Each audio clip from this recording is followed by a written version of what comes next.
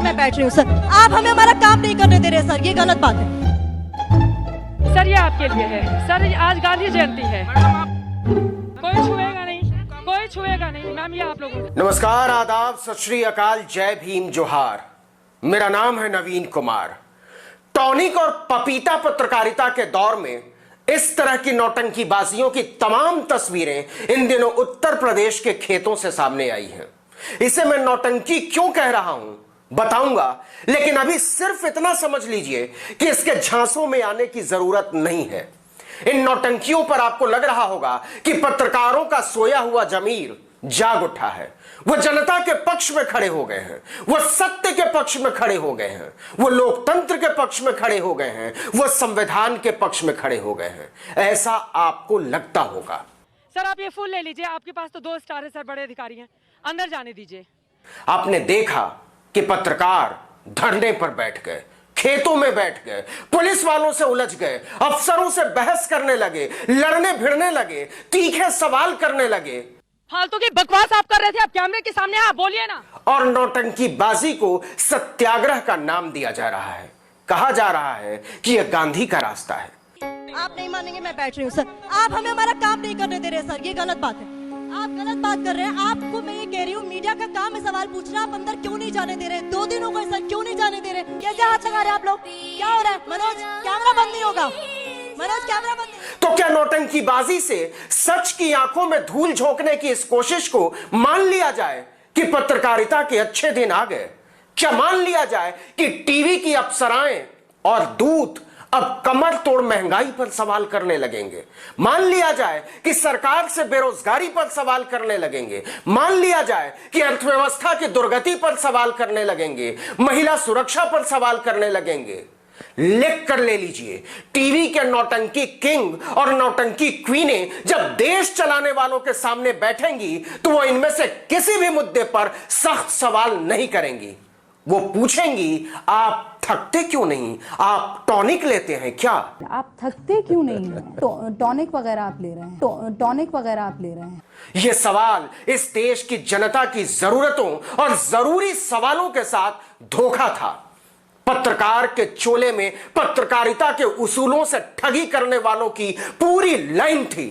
सच यह है कि ऐसी नौटंकीबाजियों पर फिदा टीवी का संपादक, एंकर और संवाददाता जब ताकतवर लोगों के सामने सवाल पूछने के लिए खड़ा होता है तो बकरी की तरह मिमियाने लगता है। उसकी जुबान लिजलिजी हो उठती है और उसकी आंखों में पत्रकारिता के लिए खून उतर आता है। इसलिए वो अपने सवाल बनाता है, आप टॉनिक लेते हैं क्या? आप बटवा रखते हैं क्या? आपसे क्या सवाल पूछूं? आपके सामने सारे आंकड़े फेल हैं। आप नवरात्रि में पपीता खाते हैं या जूस पीते हैं? या नवरात्रि शुरू होने वाली है, बहुत सारी रैलियां हैं, आप इस बार भी व्रत रखेंगे?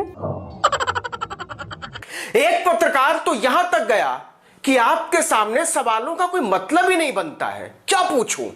उनकी कलम की स्याही सूख जाती है, उनकी नैतिकता आडंबरों के पतझड़ में पत्ते की तरह उड़ जाती है और राजा की मुस्कान पर वो न्यौछावर कर देते हैं इस देश के गरीबों, मजलूमों, किसानों, नौजवानों, छोटे कारोबारियों, अल्पसंख्यकों, औरतों और बच्चों के हक में पूछे जाने वाले सबसे जरूरी सवाल।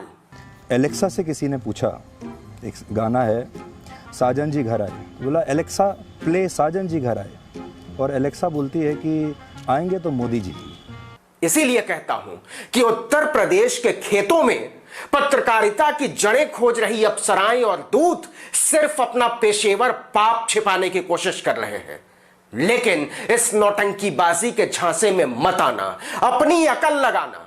यह नौटंकी इसलिए करनी पड़ रही है क्योंकि इन्हें अपने दर्शकों को, इस देश के लोगों को पूरी बेहयाई के साथ जी भर के ठगा है और आगे नहीं ठगेंगे इसकी कोई गारंटी नहीं है। मैं हिलने नहीं वाली हूँ। पीड़ित परिवार मिलना चाहता है और मैं मिलूंगी। टीवी वाले और वालियां किसको बेवकूफ बना रही हैं? प्रधानमंत्री से सवाल पूछोगे, टॉनिक लेते हैं क्या? और बीट कांस्टेबल से पूछोगे, देश में महिला सुरक्षा का ऐसा हाल क्यों है? हे ड्रामा क्वीनों, माफ कर दो, इस देश के लोगों को अपने हाल पर छोड़ दो।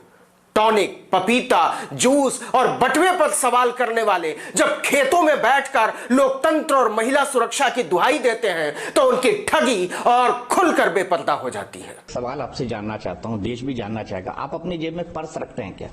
पर्स रखते हैं क्या? बटुआ जिसके अंदर पैसे होते हैं। किसी भ्रम में मत रहिएगा। यूपी के खेतों में पत्रकारिता की घास काटने वाले जब सत्ता के ताकतवर लोगों के सामने बैठेंगे तो फिर से ऐसे ही मिमियाते हुए नजर आएंगे। वो फिर पूछेंगे, आप थकते क्यों नहीं? कोई टॉनिक लेते हैं क्या? आप थकते क्यों नहीं हैं? टॉनिक वगैरह आप ले रहे हैं? टॉनिक वगैरह आप ले रहे हैं? सवालों की ये सारी बंदोबस्तियां देश के साथ ठगी हैं, धोखा है, फरेब है। इस देश के नौजवान रोजगार के लिए सड़कों पर उतार आए। थाली पीटी ताली पीटी 5 सितंबर 5 मिनट प्रधानमंत्री के जन्मदिन को बेरोजगार दिवस में बदल डाला।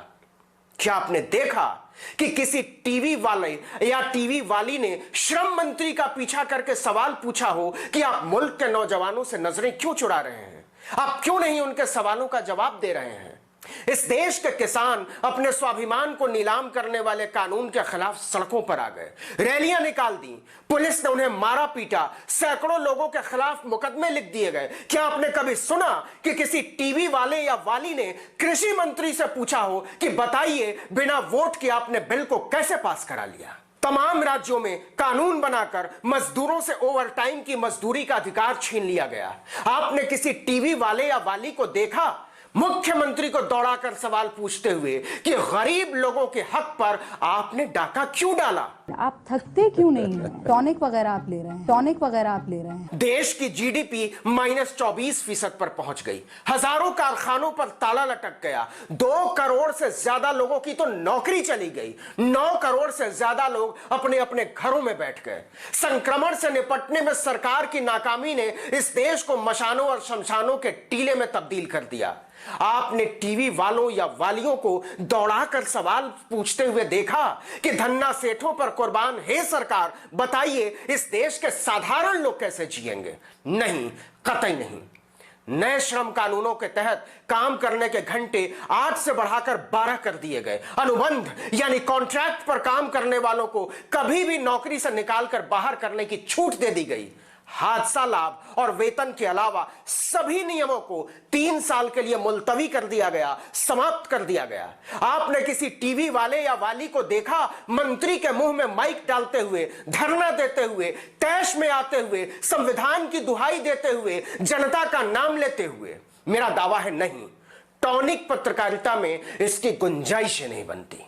आप थकते क्यों नहीं हैं? टॉनिक वगैरह आप ले रहे हैं? टॉनिक वगैरह आप ले रहे हैं? मतलब एक बात बिल्कुल शीशे की तरह साफ है कि टीवी की अप्सराएं और दूत ताकतवर लोगों से सवाल पूछते हैं कि आप थकते क्यों नहीं? आप टॉनिक लेते हैं क्या?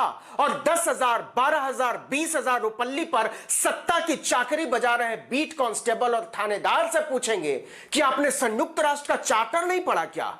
लोकतंत्र को नहीं समझते क्या? संविधान नहीं समझते क्या? वाह भाई वाह। ये फूल आप लोगों के लिए है। मीडिया को मत रोकिए, हमारी आवाज को मत दबाइए। इसलिए कह रहा हूं कि खेतों में भावनाओं की फसल काटती ऐसी नौटंकियों पर दिल लुटाने की जरूरत नहीं है। इनके झांसे को समझने की जरूरत है। इनकी धोखाधड़ी और फरेब को पत्रकारिता की ओर वापसी समझने की गलती मत कीजिएगा। भूल जाइए कि आने वाले दिनों में भी टीवी वाले सरकार के ताकतवर लोगों से जनता और जनतंत्र के जरूरी सवाल पूछेंगे।